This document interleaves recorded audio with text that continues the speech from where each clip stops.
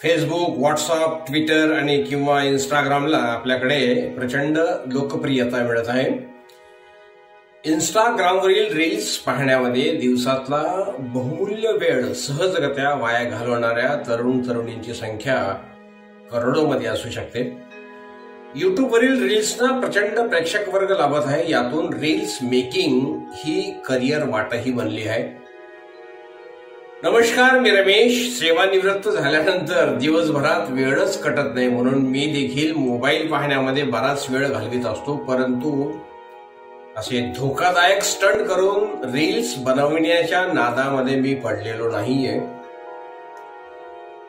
Social मीडियावर झटपट प्रसिद्धी मिळविण्यासाठी नेहमीच काहीतरी हटके कंटेंट गरजेचा असतो म्हणून काही जण रील्स बनवण्याच्या मागे धावत आहेत, आहे का नाही? पण या रील्सच्या मागे धावताना आपल्या जीवाचेही भान राहू नये इतके बेभानपण येत असेल तर ती नक्कीच चिंतेची बाब ठरते.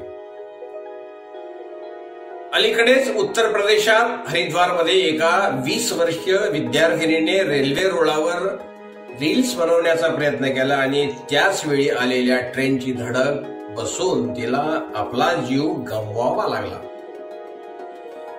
ज्या मुलीला शिक्षण घ्यायचं होतं, खेळायचं होतं आणि चांगल्या भविष्याची स्वप्न पाहायची होती, त्या मुलीच्या या स्वप्नांची रील्स बनवण्याच्या नादामध्ये राख रांगोळी झाली. इंस्टाग्रामवर रील्स बनवण्याचं सगळ्यांनाच वेळ लागलाय. व्हिडिओ तयार करून सोशल मीडियावर झटक्यात स्टार होण्याचं फंड सगळ्यांमध्ये दिसून येत आहे. मात्र त्यासाठी तरुण वर्ग कोणतीही सुरक्षेची काळजी न घेता कुठल्याही टोकाला जात आहे. या रील्स बनवण्याच्या नादामध्ये अनेकांना गंभीर दुखापत देखील झाली आहे. तसेच अनेकांना आपला जीव देखील गमवावा लागला आहे. अलीकडचीच अशीच एक धक्कादायक घटना पुण्यातल्या हडपसर भागामध्ये घडली होती. 2 तरुणांच्या रील्स बनवण्याच्या नादामध्ये एका महिलेचा जीव गेला. यापैकी एक तरुण दुचाकीवर बसून वेगाने दुचाकी चालवत असताना त्याचा मित्र व्हिडिओ रेकॉर्डिंग करत होता. त्याच परिसरातून जाणाऱ्या एका महिलेला या दुचाकीने जोरदार धडक दिली. त्यामुळे गंभीररित्या जखमी त्या महिलेचा मृत्यू झाला. आणखी एक घटना त्यापूर्वी डोंबिवली जवळील ठाकुर्ली येथे रील बनवताना पंप हाऊस मधील खोल विहिरीत पडून एका 18 वर्षीय मुलाचा मृत्यू झाला होता. आधुनिक तंत्रज्ञान आपल्या राहणीमानात गुणात्मक सुधारणा घडवून आणते, परंतु त्याचा वापर बेलगाम आणि अनावश्यक रीतीने करण्यात मग्न राहणे हे वेळ वाया घालवण्याबरोबरच घातक ठरू शकते.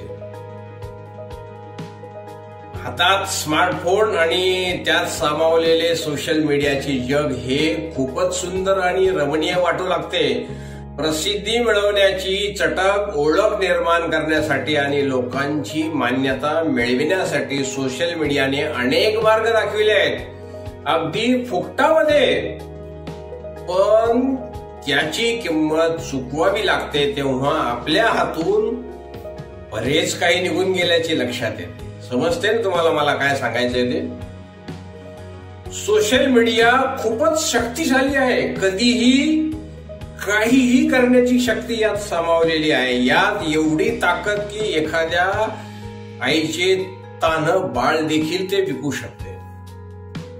पश्चिम बंगालच्या एका महिलेने सोशल मीडियावर प्रसिद्धी मिळवण्यासाठी 8 महिन्यांच्या बाळाला विकले आणि त्या पैशातून आयफोन खरेदी केला. लोक एकमेकांचे सेल्फी, रील, स्टोरी पाहत आहेत, लाईक करत आहेत आणि विसरून जात आहेत. कोणतीही स्टोरी, रील कायम नसते. काल कोणते स्टेटस ठेवले हे देखील लक्षात नसते, तरीही स्पर्धा सुरू आहे. एखाद्या मोठ्या सोशल मीडियामुळे आयुष्य सुकर झाले आहे का? जग सुंदर झाले आहे का? आयुष्यातील अडचणी कमी झाल्या आहेत का याचे उत्तर रील स्टेटस स्टोरीतून मिळतील का? सोशल मीडियाची सुरुवात साधारणतः 1990च्या काळात झाली असावी. त्यात विविध व्यासपीठाच्या माध्यमातून सोशल मीडियाचा मानवाच्या आयुष्यात प्रवेश केला झाला. सन 2000च्या दरम्यान फेसबुक, युट्यूब, ट्विटर सह अनेक प्लॅटफॉर्म आले, पण या व्यासपीठावरून मानवी भावनांचा अंत होताना दिसत आहे. हेच मला इथे म्हणायचे आहे. शेवटी निर्णय हा तुमच्या हाती असेल. आजच्या व्हिडिओमध्ये बस एवढेच. पुन्हा भेटूया नवीन व्हिडिओमध्ये नवीन विषय घेऊन. तोपर्यंत नमस्कार, धन्यवाद.